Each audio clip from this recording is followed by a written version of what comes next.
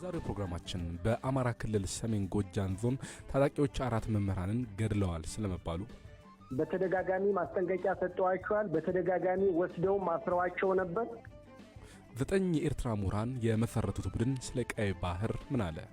እነዚህ ሁለት ሀገሮች ሁለቱም ድሃዎች ናቸው እና በዚህ ምክንያት ሊጣሉ ይገባል ወይ? እነዚህ ሀገሮች ተባብረው ማደግ ይችላሉ እና የባህር ጥያቄ እስከዚህ አደገኛ መሆን የለበትም። እንዲሁም አጫጭር ዘገባዎች አሉን። ለቀጣዮቹ 20 ደቂቃዎች አብራችሁን ቆዩ።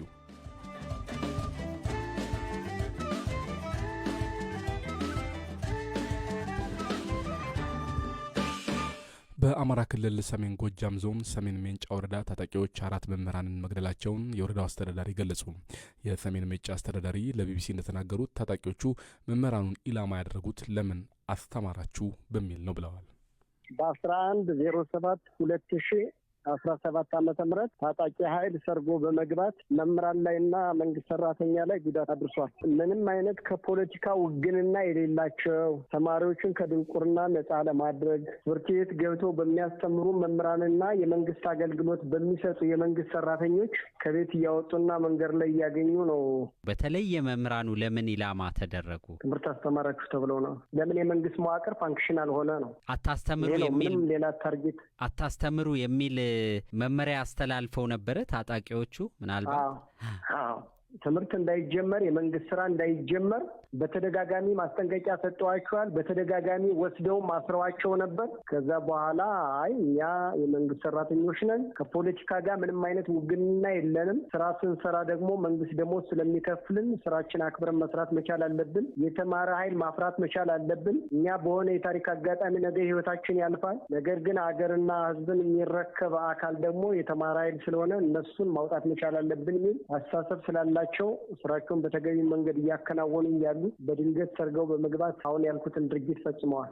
ሟቾቹን ከዛ ቀደም ብለው አስረዋቸው ነበር እንዴ? በቀጥታም አግኝተው ማስጠንቀቂያ ሰጥተዋቸው ነበር? አሁን የተለያዩ መምህራንን ወስደው አስረዋል። ማስጠንቀቂያ ሁሉ ሰጥተዋል። እዛ ውስጥ ይኖራሉ አይኖሩም ሌላ ጉዳይ ሆኖ ዞሮ መምህራን የተባሉ ወስደው አስረዋቸው ነበር።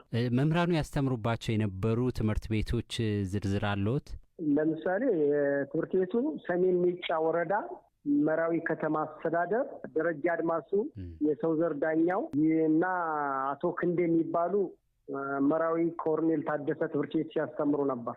እዛ ነው የሚያስተምሩ። ገደፋው የሚባለው ደግሞ መራዊ አርሻያ 2ኛ ደረጃ ትምህርት ቤት። አቶ ሙላት ያሬድ ደግሞ ከዚህ በፊት ከንቲባ የነበረ ግን ከ10 ዓመት በላይ ለቆ በመንግስት ስራ ላይ ሲሳተፍ የነበረ ሰሜን ሜጫ ወረዳ ሴቶችና ህጻናት ጉዳይ ጽሕፈት ቤት ውስጥ በቡድን መሪነት የሚሰራ ነው። ከዛ በተጨማሪ ሌላ አንድ ፎቶ ቤት ሰራተኛ በአጋጣሚ ካሜራን አምጣ ሲሉት አልሰጥም ሲል መንገድ ላይ አግኝተው መተውታል፣ ገለውታል። ሌላ ደግሞ አንድ የጤና መድን አስተባባሪ የነበረ ማህበረሰቡን ጤናው እንዲጠበቅ ያው የጤና መድን የሚባል አለ። እሱን ጤና መድን የሚያስተባብረውን ልጅም ወስደው አግተው እስካሁን ድረስ አልፈቱትም። አቶ ዘላለም፣ እነዚህ ግድያዎች የተፈጸሙት አንድ ተመሳሳይ ሰዓት ላይ ወስደዋቸው መረሸን እንደዚህ አይነት ድርጊት ነው ወይስ በተለያየ ጊዜና በተለያየ ቦታ ነው ድርጊቱ የተፈጸመ? ለምሳሌ አቶ ሙላት ያሬድ ፎቶ ቤት ሰራተኛው እና አቶ ክንዴ የተባሉት በአንድ ጊዜ ነው የተረሸኑ።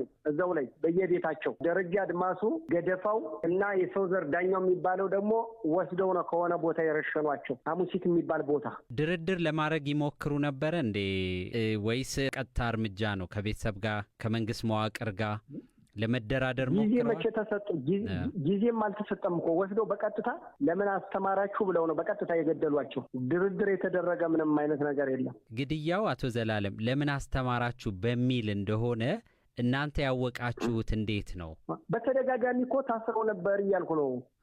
የመንግስት አንደኛ የመምህራንን በተደጋጋሚ እየወሰዱ ያስሯቸው ነበር። ትምህርት ቤት ላይ ምናምን ሲሆን ቤታቸው ላይም እየወሰዱ ያስሯቸው ነበር። ከዛ በኋላ የመንግስት መዋቅር ስራ ሲጀምር ደግሞ በጣም እልህን ያዛቸውና ለምንድን ነው ስራ የጀመራችሁ አሉና ወስደው ገደሏቸው። አሁን ትምህርት እነዚህ መምህራን ያስተምሩባቸው ትምህርት ቤቶች ከፍተኛ ሀዘን እንዲኖር እንደሚችል እገምታለሁ። ትምህርት ቀጥሏል ወይስ መምህራንስ ምን ያህል ዋስትና ይኖራቸዋል ለማስተማር ከዚህ በኋላ? አሁን ለጊዜው ትምህርት ቆማሉ።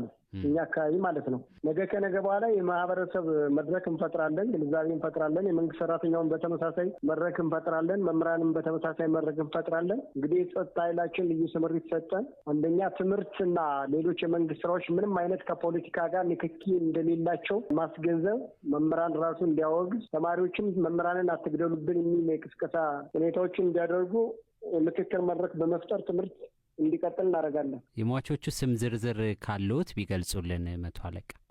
ደረጃ አድማሱ 1፣ የሰው ዘር ዳኛው 2፣ ገደፋው 3፣ ክንዴ ጌጡ 4 መምህራን ናቸው።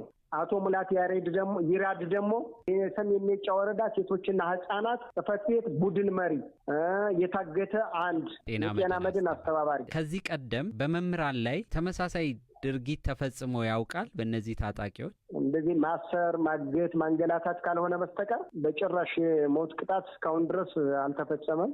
አሁን ነው ገና ለመጀመሪያ ጊዜ እኛ ወረዳ ላይ። ስለ ጉዳዩ ያነጋገርናቸው የኢትዮጵያ መምህራን ማህበር ፕሬዝዳንት ዶክተር ዮሐንስ በንቲ የአራቱ መምህራን ግድያ ሪፖርት እንደተደረገላቸው አረጋግጠው ድርጊቱ የሚወገዝ ነው ብለዋል። የመማር ማስተማር ተግባር ከግጭት ቀጠና ውጪ እንዲሆንም አሳስበዋል። መምህራን ማስተማር ስራቸው ነው። መምህራን ቾክ ነው የያዙት። ልጆችን የማስተማር ዜጋ የመቅረጽ ኃላፊነት የሙያ ስነ ምግባር የሚያስገድዳቸው በመሆኑ ስራቸውን እየሰሩ ነው። ስለዚህ ድርጊቱ አሳዛኝ ነው። ትምህርት ቤቶችም ግጭት ቀጠና ነጻ መሆን አለባቸው። ግብረ ኃይሌ ቀይ ባህሪ የሚል ስያሜ የተሰጠውና ውጪ በሚኖሩ 9 የኤርትራ ምሁራን የተመሰረተው ቡድን ኢትዮጵያ በቅርቡ ቀይ ባህር በር ላይ ማግኘት ያሳየችውን ፍላጎትና የሄደችበት ያለውን አካሄድ ተቃወሙ። ጥያቄው በታሪክ ትክክለኛ ያልሆነና በሕግም ድጋፍ የሌለው ነው ብለውታል። የዚህ በውጪ የሚኖሩ ኤርትራውያን ምሁራን ቡድን ምላሽ የተሰማው የኢትዮጵያ ጠቅላይ ሚኒስትር አብይ አህመድ ጥቅምት 13 ቀን 2023 ዓ.ም በሀገራቸው ፓርላማ ፊት ቀርበው ቀይ ባህር የኢትዮጵያ የተፈጥሮ ወሰን መሆኑንና ባህር የህልውና ጉዳይ መሆኑን መናገራቸውን ተከትሎ ነው። ይህ የምሁራኑ ስብስብ የጠቅላይ ሚኒስትሩን የአሰብ ፍላጎት ከታሪካዊ፣ ጂኦግራፊያዊ፣ ህጋዊና ኢኮኖሚያዊ አኳያ ገምግሜዋለሁ ብሏል። ከመስራቾቹ አንዱ የሆኑትና መቀመጫቸውን እንግሊዝ ያደረጉት ዶክተር መብርሃቱ አታው ብርሃንን አነጋግረናል። በተለያየ ሙያ ወይም ዘርፍ ያለን ሰዎች ነን። ለምሳሌ እኔ ማሪን ባዮሎጂ፣ 3 ሰዎች የህግ የኢንተርናሽናል ሎው ኤክስፐርት ናቸው። 3 ሰዎች ደግሞ የፖለቲካል ኢኮኖሚና የኢኮኖሚ ዘርፍ ሰዎች ናቸው።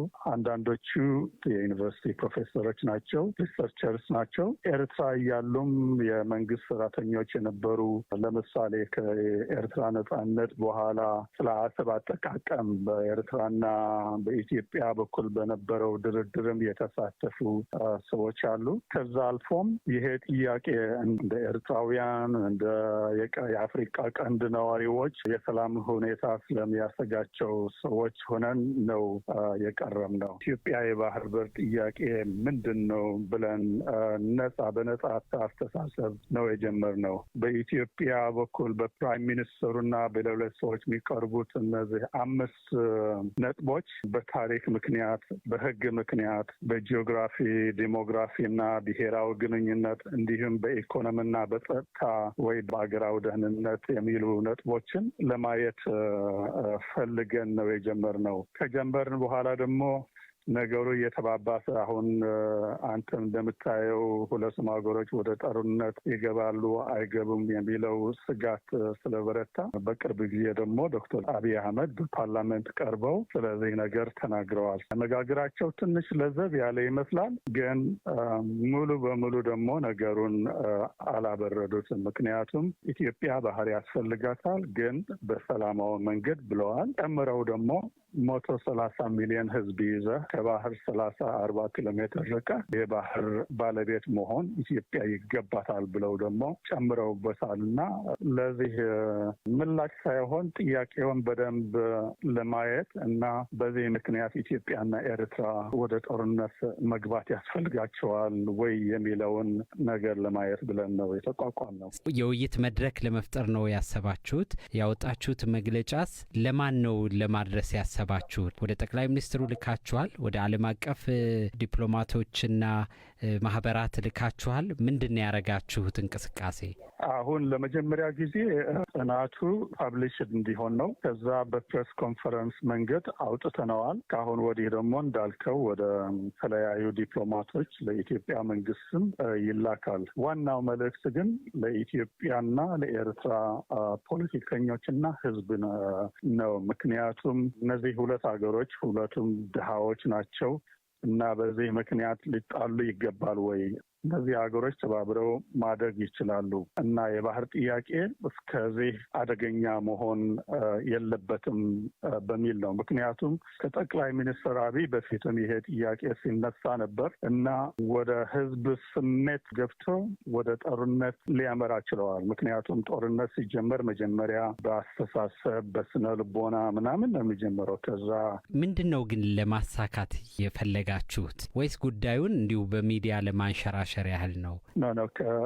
በሚዲያ መንሸራሸር አለበት እርግጥ ነው። ግን ከዛ አልፎ ሁለቱም መሪዎችም ማየት አለባቸው። ከዛ አልፎም የኢትዮጵያ ህዝብና ልሂቃን እንዲሁም የኤርትራ ህዝብና ልሂቃን ይሄ ነገር ማወቅ አለባቸው። ምክንያቱ ዙሮ ጦርነት ከተጀመረ የሚሞተው ህዝብ ነው። ከህዝብ ደግሞ የድሃ ልጅ ነው የሚሞተው እና ሁለቱም ሀገራት በጦርነት አዝማሚያ ናቸው እና ዋናው ዓላማችን ጦርነት ለማስቀረት ነው። ጠቅላይ ሚኒስትር አብይ ያነሱት ጉዳይ በፖለቲካም በህግም ድጋፍ ያለው አይደለም በታሪክም የሚል ሀሳብ አንሸራሽራችኋል ካልተሳሳትኩ። ይህን ሊያብራሩልኝ ይችላሉ? የተዘጋ ጉዳይ ነው እያላችሁ ያላችሁት ይሄ ጥያቄ?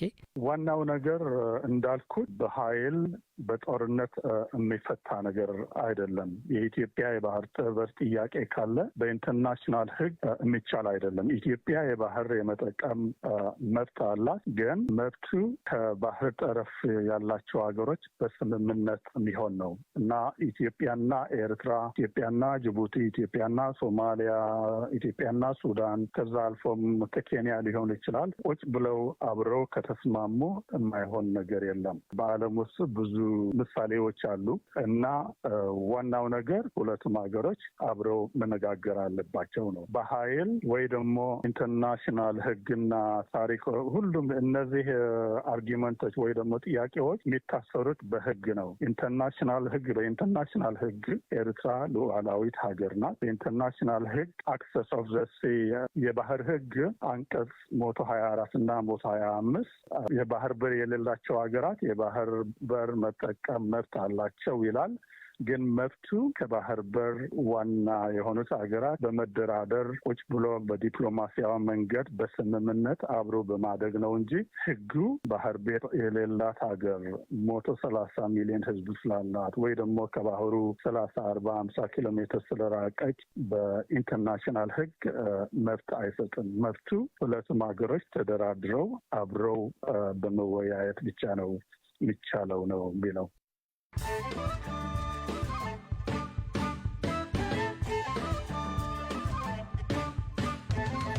አድማጮች አሁን ደግሞ አጫጭር ዜናዎችን ላሰማችሁ። በደብረ ጽዮን የሚመራው የህወሓት ክንፍ የጠቅላይ ሚኒስትሩ የእጩ ጥቆማ ጥሪ የፕሪቶሪያን ስምምነት የሚጥስ ነው አለ። የፌዴራል መንግስት የትግራይ ህልውናን የሚፈታተኑ ሁካታና ግጭት የሚፈጥሩ ስራዎችን እያከናወነ ነው ሲልም ኮንነዋል።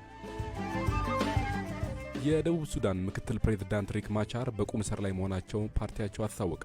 በአገሪቱ የመከላከያ ሚኒስትር የተመራ ቡድን ትናንት ወደ ማቻር መኖሪያ ቤት በመዝለቅ ጠባቂዎቻቸውን ትጥቅ ማስፈታቱም ተገልጿል። በመጨረሻም የሱዳን ጦር ካርቱምን ሙሉ በሙሉ ለመቆጣጠሩን ገለጸ። የሱዳን ጦር ኃይሎች አዛዥ አብዱልፈታህ አልቡርሃን ካርቱም አሁን ነፃ ወጥታለች ሲሉም አውጀዋል። ዜናዎቹ እነዚህ ነበሩ። ከደቡብ ሱዳን የሚነሱ የሙርሌ ጎሳ ታጣቂዎች ባለፉት ወራት የተለያዩ ቀናት 5 ህጻናትን በኃይል መውሰዳቸውንና የተወሰኑትንም መግደላቸውን የክልሉ ፖሊስ ኮሚሽን ለቢቢሲ ገለጸ። የኮሚሽኑ ዋና ኮሚሽነር ኡጉሉ ኡጁሉ በታጣቂዎቹ ከተወሰዱ 3ቱ መመለሳቸውን ለባልደረባችን አማኑኤል ይልቃል ነግረውታል።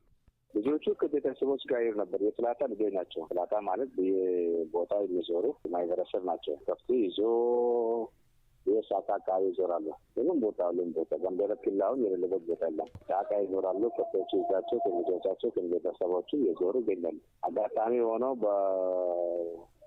ዞን ጎግ ወረዳ ቢሮ ተሻገረው እዛ ላይ የሆነ ያሉት ነው እየተገናኙ ከልጆች ጋር ከዛ በኋላ ልጃቸው ተወሰደባቸው። ከአንድ ሳምንት በፊት ነው ተወሰደው። እዛ ያለው ማህበረሰብ ደግሞ ከደከባለና አቻምከባለ ያለው ማህበረሰብ ያለው ሚሊሻ አንድ ላይ በመሆን ዱካቸው ተከተለው ከዛ በኋላ የፈታት ይዘ ነው እየተገኘች። ከዛ በኋላ በተደረገው ተኩል ተመካኝነት እነዚህ ሶስት ልጆችን ተመላሽ እንዲሆኑ ተደርጓል ማለት ነው።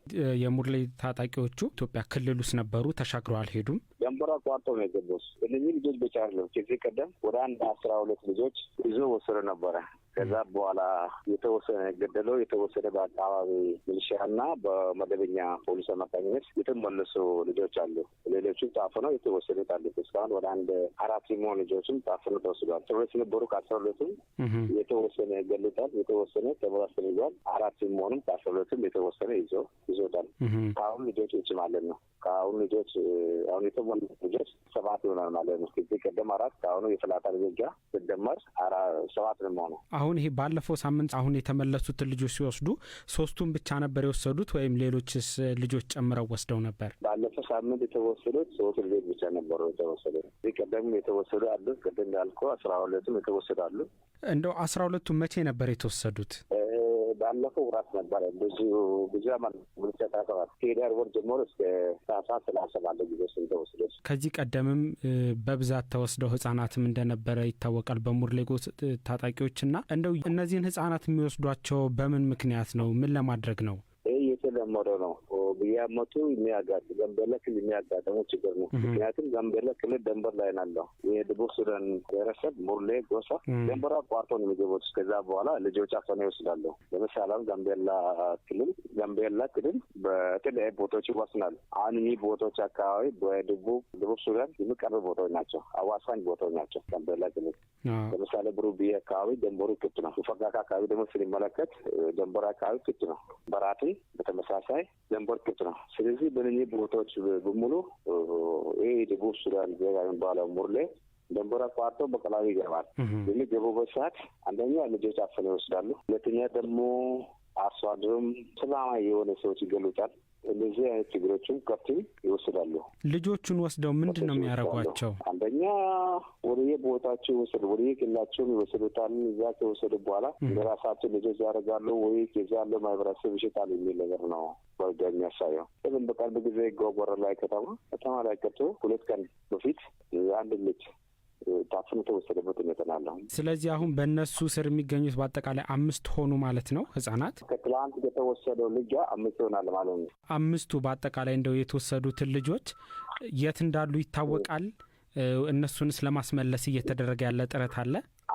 እየተደረገ ያለው ጥረት በእርግጥ ለደቡብ ሱዳን መሪዎች ለማሳብ ሞክረናል። ታንቶ ተነገራቸው ከዚህ ቀደም የተወሰኑ ልጆች በተደረገው ጥረት አማካኝነት ከፌደራል መንግስት ጋር በመተባበር የተመለሱ ልጆች ነበሩ። ጀርመን የኤርትራ መንግስትን ለመገልበጥ አፊሯል ያለችውን የብርጌድ ንሓመዱን ቡድን በሀገር ውስጥ አሸባሪነት ፈረጀች። በተለያዩ የውጭ ሀገራት ሁከትና ብጥብጥ አስነስቷል የተባለው የኤርትራ መንግስት ተቃዋሚው ብርጌድ ንሓመድ በጀርመን ህግ መሰረት በሀገር ውስጥ አሸባሪነት መፈረጁን የሀገሪቱ አቃቤ ህግ ጽህፈት ቤት ባወጣው መግለጫ ማስታወቁን አሶሺየትድ ፕሬስ ዘግበዋል። ቢያንስ ባለፉት 3 ዓመታት በጀርመን በሚገኘው የብርጌድ ንሓመድ ቅርንጫፍ ከፍተኛ የኃላፊነት ቦታ አላቸው የተባሉ 17 ተጠርጣሪዎች መለየታቸውን ጽህፈት ቤቱ ተተዋል። ባለስልጣናቱ የኤርትራ መንግስትን የመገልበጥ ዓላማ አንግቦ በሚንቀሳቀስ ዓለም አቀፍ ኔትወርክ መረብ አካል ነው ሲሉ በፈረጁት በዚህ ቡድን ላይ ፖሊስ ረቡዕ መጋቢት 16 ቀን 2017 ዓ.ም በ6 ግዛቶች ወረራዎችን ማካሄዱን የዜና ወኪሎቹ አስነብበዋል። ከ200 በላይ የፌዴራልና የክልል ፖሊሶች በሀገሪቱ በሚገኙ 6 ግዛቶች በ19 ንብረቶች ላይ ፍተሻም አድርገዋል። ከጀርመን በተጨማሪ በዴንማርክም እንዲሁ በተመሳሳይ ወቅት ፍተሻ መካሄዱን የጀርመን የዜና ወኪል ዲፒኤ ዘግቧል። ሆኖም እስካሁን በቁጥጥር ስር የዋለ እንደሌለ ተገልጿል። አድማጮች የዛሬውን አበቃን። ዘገባዎቹን በማቅረብ ሞገስ፣ በቴክኒክ ቁጥጥር ሙባረክ አብደላ አብረናችሁ ቆየን። መልካም ምሽት።